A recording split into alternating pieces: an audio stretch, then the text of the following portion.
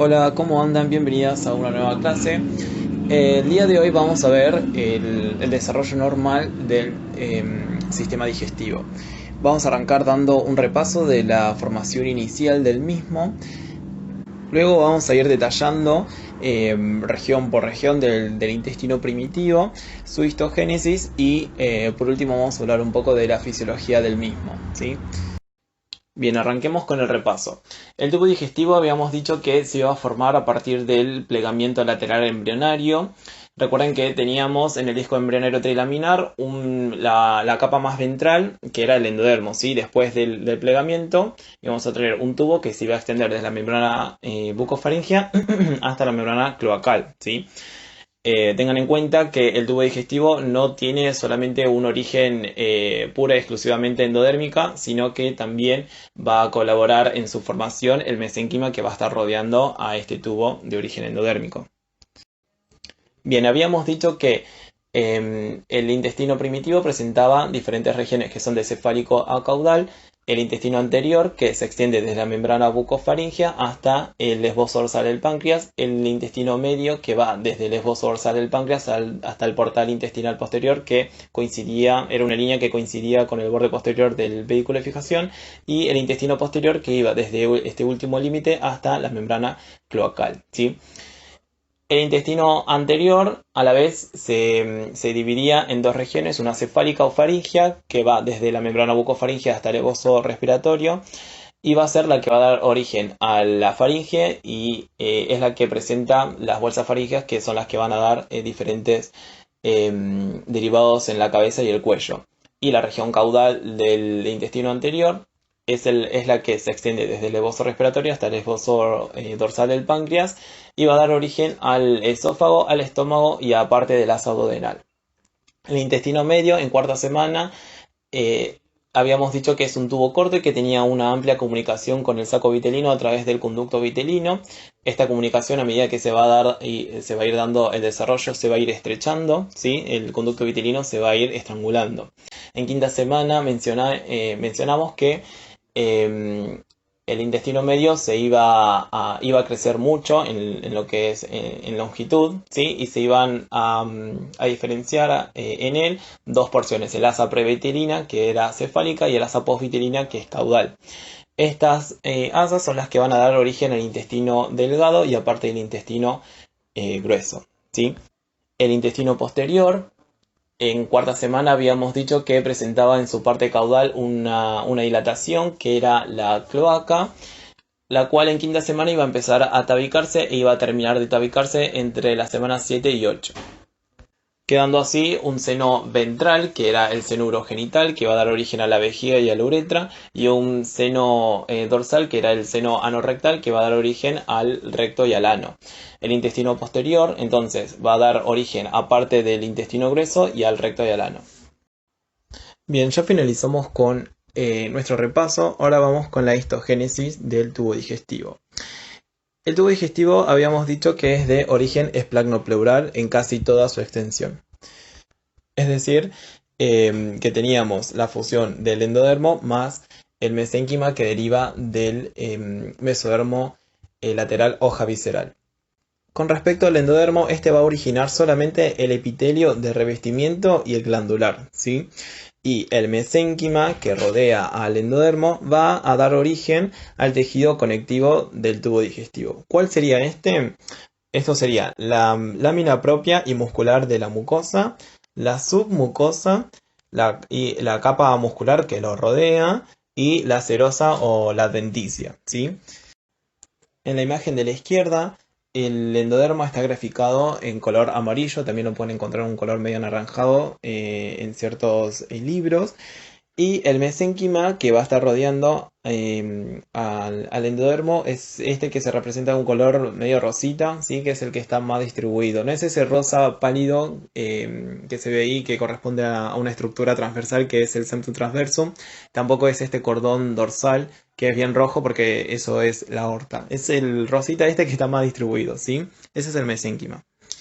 Bien, en cuanto al epitelio, este va a tener modificaciones en las diferentes porciones del intestino primitivo, ¿sí? Es decir, no va a ser el mismo epitelio el que se encuentra en el esófago que el que se encuentra en el estómago, que el que se encuentra también en el intestino delgado o en el grueso, ¿sí?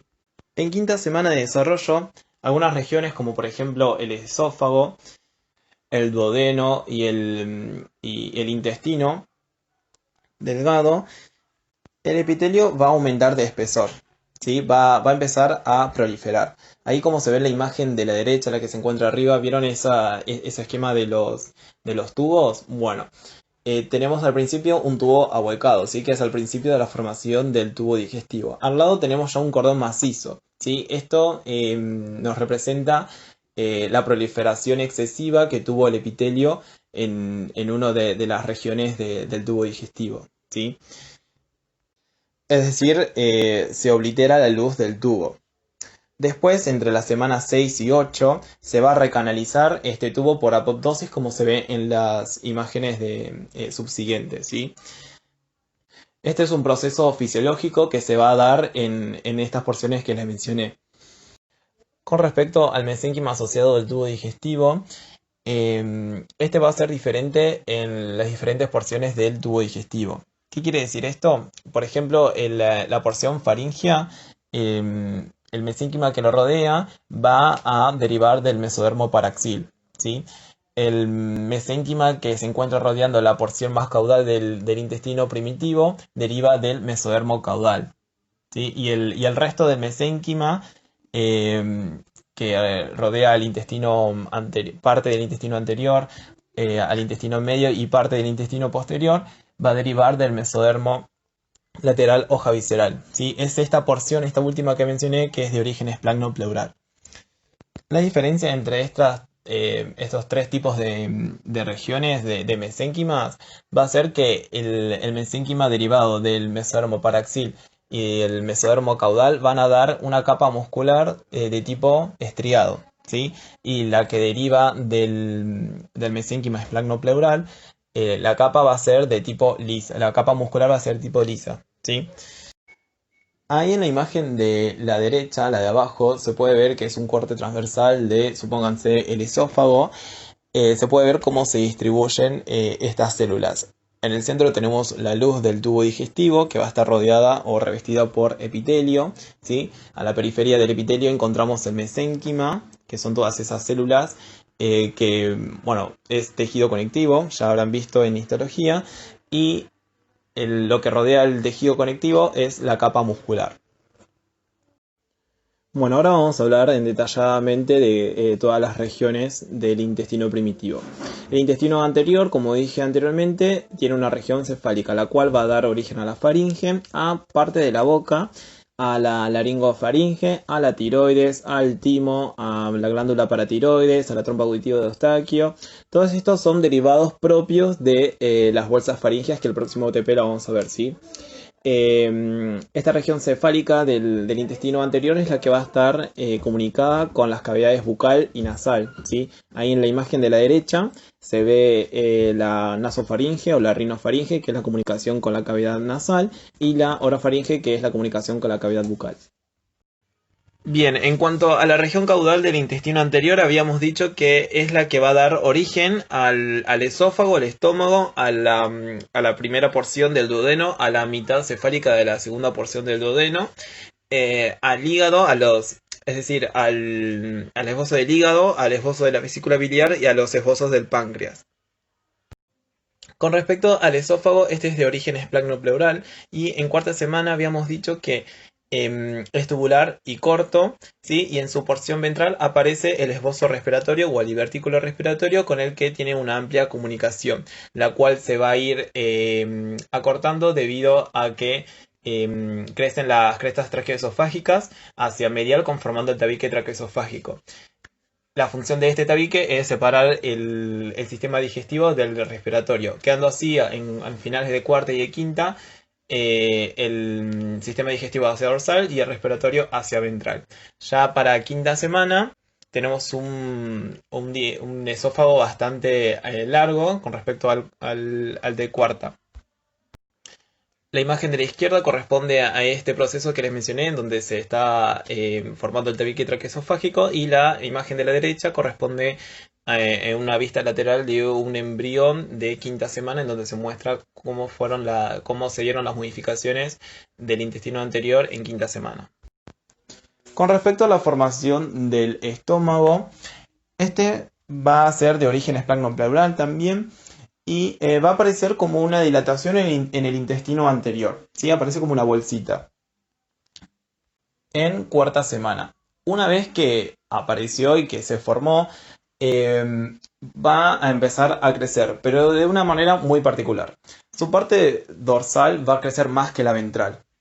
Y es esta parte de la dorsal que va a estar más convexa y es la que corresponde a la curvatura mayor del estómago. Y la parte ventral va a quedar cóncava y es la que corresponde a la curvatura menor del estómago. ¿Vieron que el estómago tiene dichas curvaturas? Bueno, el origen es este. Pero la posición definitiva anatómica del estómago no es esta. ¿Qué es lo que va a pasar ahora? El estómago va a rotar unos 90 grados sobre su mismo eje, es decir, en el eje anteroposterior o en el eje cefalocaudal, dejando la curvatura mayor hacia la izquierda y la menor hacia la derecha. Ahí en la imagen de la izquierda se puede ver cómo se está dando este proceso, ¿sí? En las dos primeras imágenes y hasta incluso en la tercera también nos muestra cómo es el resultado final de esta primera rotación. Después el estómago va a rotar una segunda vez, pero ya no en el eje anteroposterior, sino que en el eje dorsoventral, como nos muestra la imagen de la izquierda en D. ¿Sí? Se ve como el píloro, esta última porción más caudal del estómago, va a elevarse, ¿sí? Y en E se nos grafica cómo queda posicionado de manera definitiva el estómago. El estómago, al igual que otras estructuras que derivan del tubo digestivo, va a tener un meso, ¿sí? Un meso va a ser una membrana, una serosa peritoneal que va a adosar a las vísceras a la pared posterior del embrión, ¿sí? El meso que sostiene al estómago se lo denomina mesogastrio dorsal. En este mesogastrio dorsal es en el que se está formando el blastema del vaso, ¿sí? El vaso se va a formar a partir de una condensación mesenquimática, el cual, luego de la rotación del vaso en el eje anteroposterior, se va a desplazar hacia la izquierda y el mesogastrio también, ¿sí? Y así queda la posición definitiva del vaso hacia la izquierda y queda también formada la bolsa omental. La bolsa omental es un espacio virtual, ¿sí? Es nada más que un espacio. Las que vieron anato seguramente saben de qué estoy hablando. Que se forma en estas estructuras y está delimitada también por el estómago y el hígado. Y otra de las cosas que suceden, que me olvidé de mencionarles de la rotación en el eje anteroposterior del estómago, es que al rotar el esófago también lo va a hacer. La parte caudal del esófago también va a rotar hacia, digamos, como hacia la izquierda. Y esto nos explica por qué el nervio vago o el nervio neumogástrico izquierdo se va a ir hacia anterior y el derecho hacia posterior. La formación del duodeno tiene lugar en la porción caudal al estómago. En cuarta semana no va a tener muchas modificaciones, pero sí en quinta, que es en donde va a crecer mucho en cuanto a lo que es su longitud y va a adquirir una convexidad ventral, ¿sí? Que después con la rotación del estómago, esta convexidad se va a desplazar hacia la derecha y nos va a quedar el duodeno con forma de C si nosotros miramos al embrión de frente. Recuerden que del intestino anterior, cuando se está formando el duodeno, solamente va a dar origen a la primera porción y a la mitad cefálica de la segunda porción del duodeno, ¿sí? Y es en este tramo que se van a originar los esbozos hepáticos, los esbozos del páncreas y el esbozo de la vesícula biliar. Bien, ahora comencemos hablando de la formación de las glándulas anexas de este tubo digestivo. Empezando por el páncreas, vamos a decir que este también viene de la esplagnopleural y se forma a partir de la fusión de dos esbosos, que son el esbozo dorsal del páncreas y el esbozo ventral del páncreas. El duodeno, al igual que el estómago, va a tener un meso que lo va a fijar a la pared dorsal del embrión, denominado mesenterio, ¿sí? Es en este mesenterio que a este nivel está ubicado el esbozo dorsal y el esbozo ventral se va a ubicar en la porción proximal del conducto colédoco, que ahora vamos a ver qué es.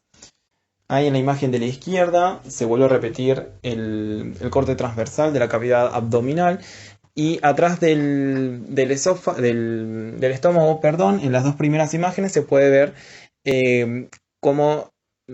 No son en las dos primeras, sino que en la segunda y la tercera se puede ver cómo está posicionado el páncreas con respecto al mesenterio.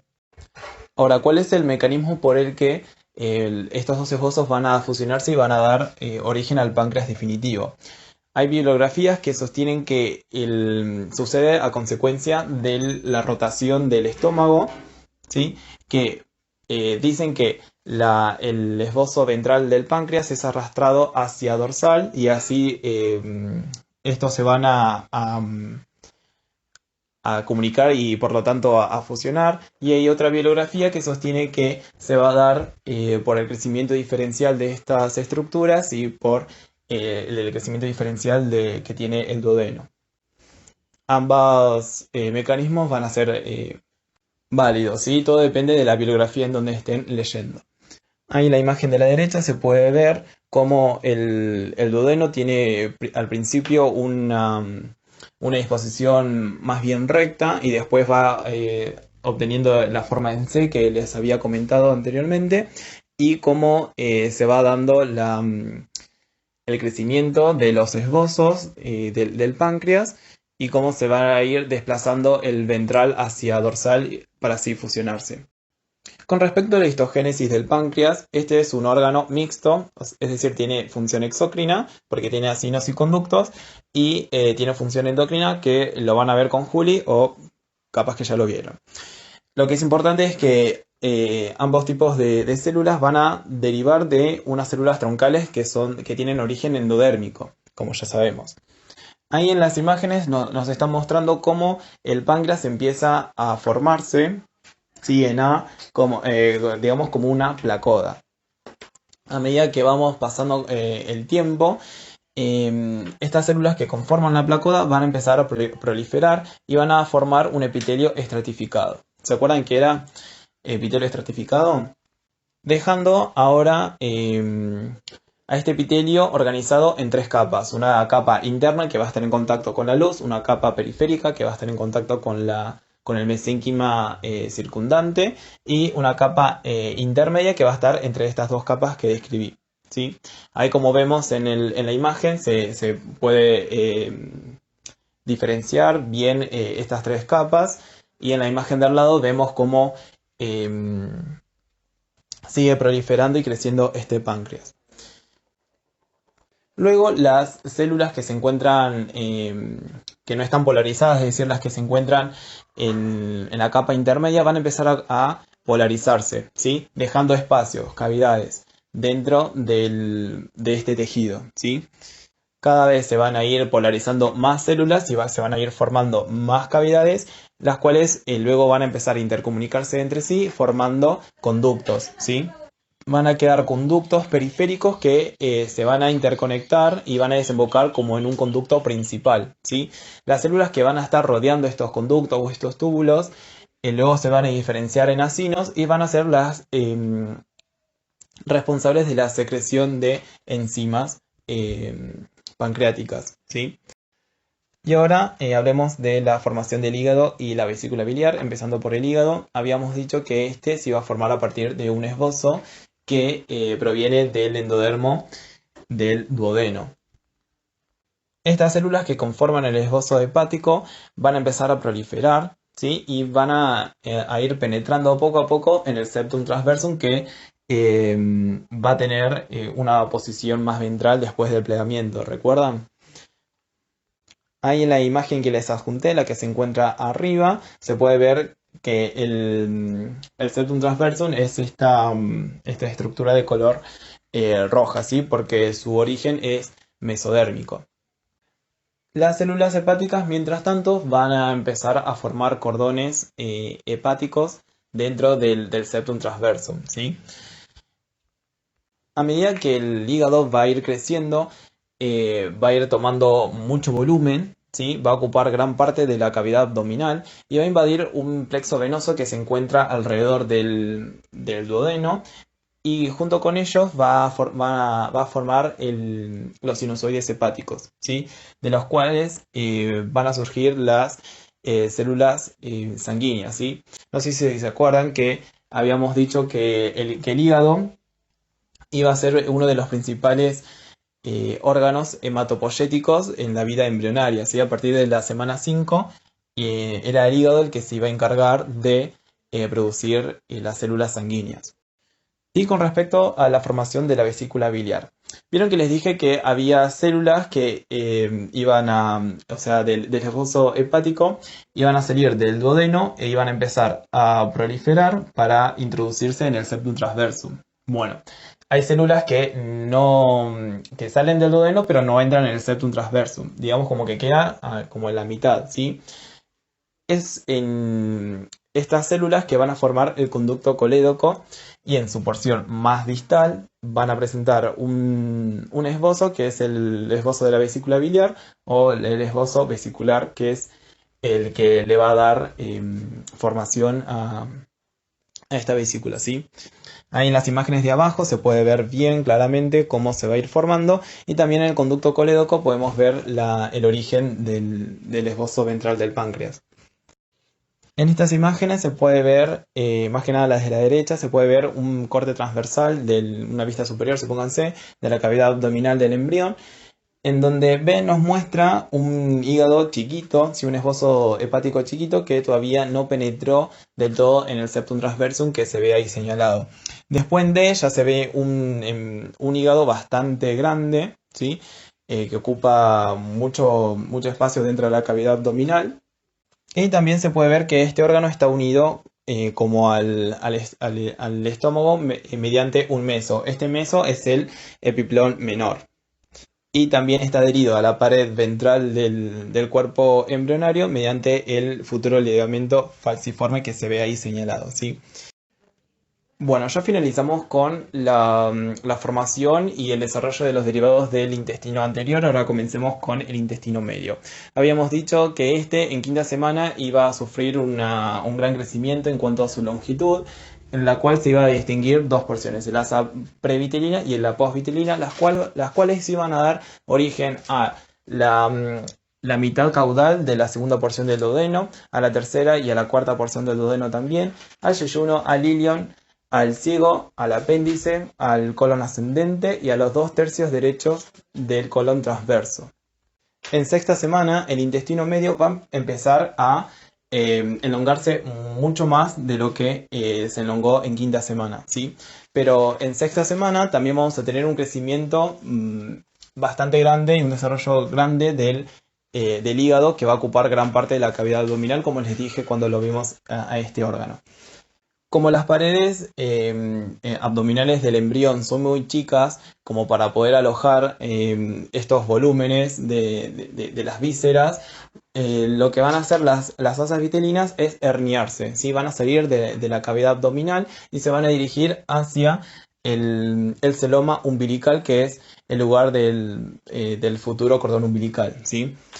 Este proceso se denomina hernia umbilical fisiológica. Quiere decir que se da siempre en todos los embriones y es completamente normal. Cuando salen las asas vitelinas, lo van a hacer rotando en sentido antihorario en el eje dorsoventral unos 90 grados, ¿sí? Se van a ubicar en el celoma umbilical y ahí van a crecer. Es decir, se va a elongar más el intestino medio.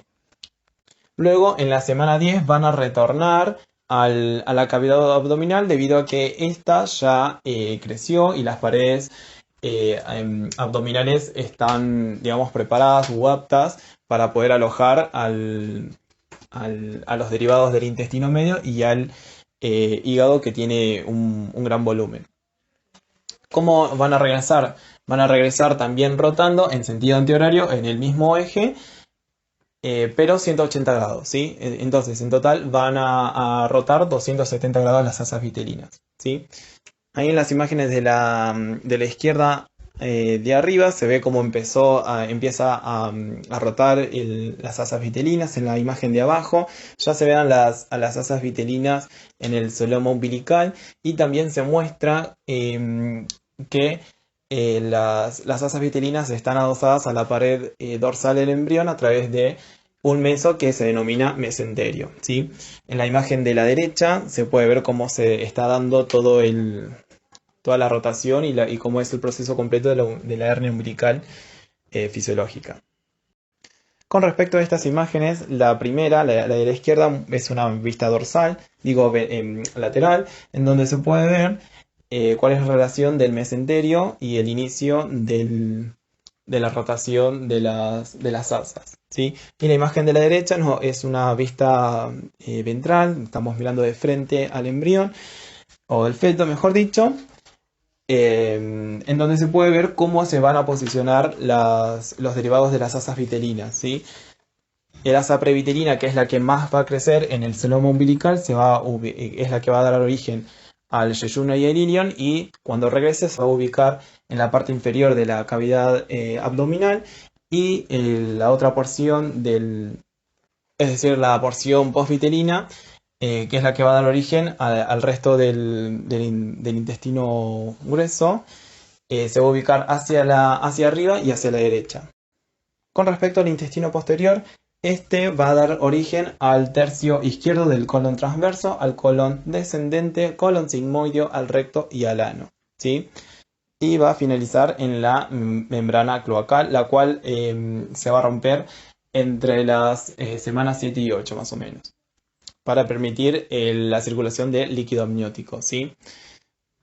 En esa imagen que se muestra ahí nos está mostrando cómo es que se da el tabicamiento de la cloaca, el tabique anorrectal, y va a tener su origen entre el alantoides, que era una evaginación del intestino posterior que se dirigía hacia el pedículo de fijación, y entre el intestino posterior, ¿sí? Iba a crecer hacia caudal, iba a empezar a tabicar a la cloaca en quinta semana e iba a terminar de hacerlo en la semana 7 a 8, ¿sí?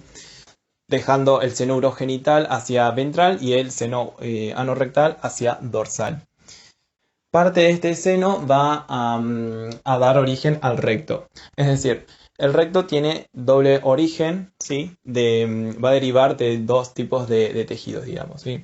Los 2 tercios superiores van a derivar del endodermo, del seno, y el tercio inferior va a derivar del ectodermo, que se encuentra en la profundidad de la depresión ectodérmica, que sería en este caso el proctodeo, ¿sí? En cuanto a la fisiología del tubo digestivo fetal, vamos a ir de manera cronológica. Entre la semana 4 y 5, la membrana bucofaringea se va a desintegrar, y en la semana de 7 y 8 más o menos, la membrana cloacal también se va a desintegrar, permitiendo así la circulación de líquido amniótico, ¿sí? En la semana 12, el epitelio de revestimiento del tubo digestivo va a empezar a secretar mucosa y a secretar también algunas enzimas, como por ejemplo la lactasa, ¿sí? Todos compuestos que van a preparar al tubo digestivo para la vida postnatal. La vesícula biliar y el páncreas también van a empezar su función exócrina, ¿sí? en esta semana. Ya para el segundo trimestre del embarazo, el feto va a empezar a tener movimientos de succión y de deglución, ¿sí? Los cuales van a permitir un buen desarrollo de los músculos involucrados en estos movimientos, y el cual también permite la circulación del líquido amniótico, ¿sí? En cuanto a la unidad motora de los movimientos peristálticos del tubo digestivo, también van a desarrollarse en en el segundo trimestre del embarazo. Dichos movimientos van a ser nulos en la vida fetal, ¿sí? Y van a empezar a iniciarse en la vida postnatal y se van a ver evidenciados con la expulsión del meconio. Bueno, damos por finalizada la clase de hoy, espero que les haya ayudado y cualquier consulta que tienen lo dejan en el Classroom o lo vemos los viernes en el Zoom. Gracias.